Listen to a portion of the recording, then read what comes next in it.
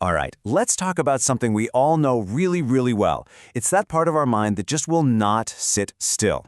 You know the one. It's always chattering, always worrying, always planning. We're going to dive deep into that today. But first, I've got a question for you.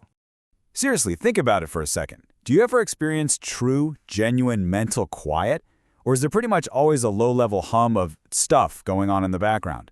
If you're anything like me and pretty much every other human, that real silence is incredibly rare. So, what is this constant restlessness? Well, there's a fantastic metaphor for it that comes from Buddhist teachings, and honestly, it's just so perfect.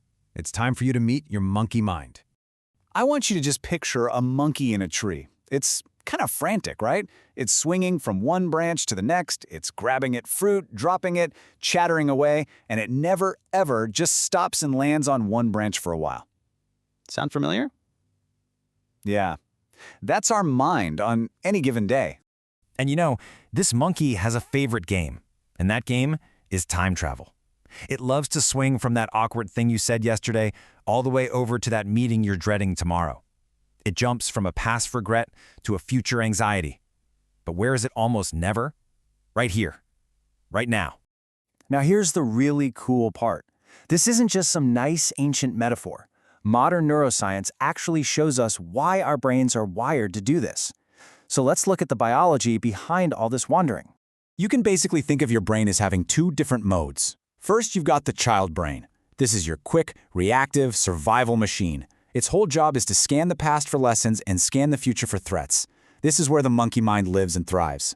But then, you also have the conductor. This is the aware, observant part of you. It's the part that can make conscious choices. But, and this is so important, the conductor can only exist in the present moment. It's where your focus and your creativity live.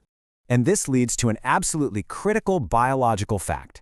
When your monkey mind swings to a painful memory from the past or a scary what-if in the future, your body reacts as if that danger is happening right now. It doesn't know the difference.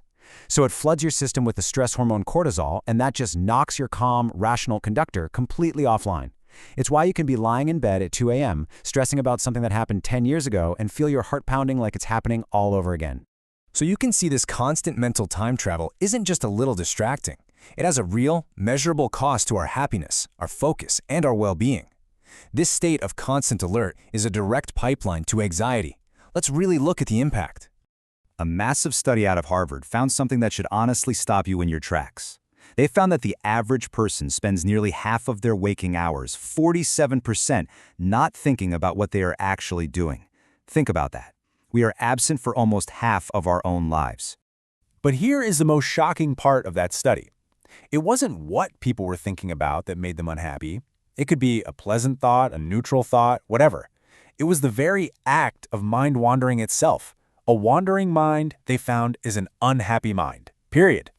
Because when your mind is somewhere else, you're not really living your life, are you? You're living in a simulation.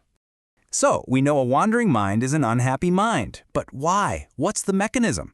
The Buddha described it with another brilliant metaphor, the two arrows. The first arrow is the initial thought, that little worry that just pops into your head out of nowhere. It might sting a bit, but it's just an event. The second arrow, that's the one we fire at ourselves. It's the judgment, the shame, the story we tell about having the first thought. The first arrow is the wander, the second arrow is the wound. Okay, so how do we stop firing that second arrow at ourselves? How do we get a handle on this monkey? Well, the answer isn't some complex spiritual practice. It's a very practical biological tool, and it's called mindfulness. Now, mindfulness has become this huge buzzword, so let's get really clear on what it is and what it isn't. It is not about emptying your mind. It's not about forcing yourself to think beautiful thoughts. Mindfulness is simply noticing what is actually happening right now without judging it or adding a story to it. You can think of it as a biological pattern interrupt. Here's how it works on a physical level. When you bring your full attention to the present moment, to what you can see, hear, and feel, you are literally yanking the monkey out of its time-traveling loop.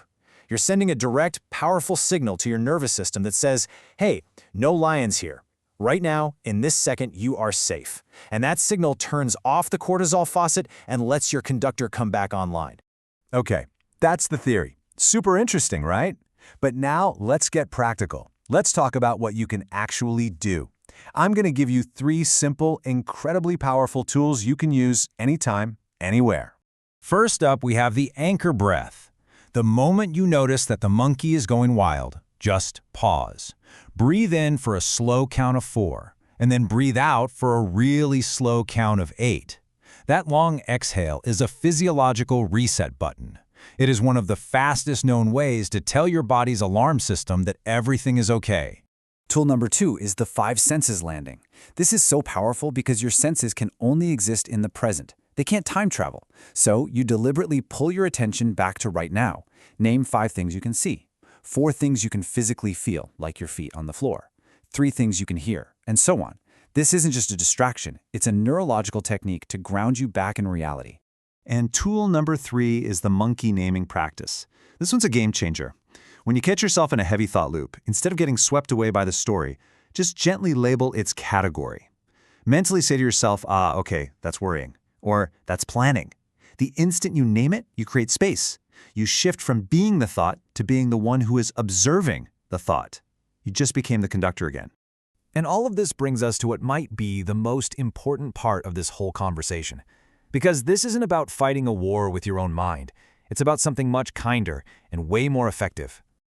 The goal is not to achieve some perfect, blissful, quiet mind. That's not going to happen. Your mind is supposed to think. That's what it does. The monkey is always going to swing. The real practice, the real victory, is in the gentle act of returning. Every single time you notice you've wandered off and you guide your attention back, you're doing it perfectly. Look at it this way. Mind wandering is automatic. It's the default setting of that reactive child brain. But returning? That's a conscious choice. That's the conductor stepping up and taking the baton. And every time you make that choice, you are literally building and strengthening new neural pathways in your brain. You're making it a little bit easier to come back home the next time. So I want to leave you with this one powerful image. All those thoughts, all the worries, the chatter, that's the monkey swinging through the branches. But you are not the monkey. You are the tree. You are the steady, rooted, present awareness that is simply holding all of it. So the practice is really that simple. When you notice the monkey is getting frantic, don't fight it, don't yell at it, just gently, without any drama, use one of your tools and return to now. Because right now is the only place your life is actually happening. What would change if you really decided to be here for it?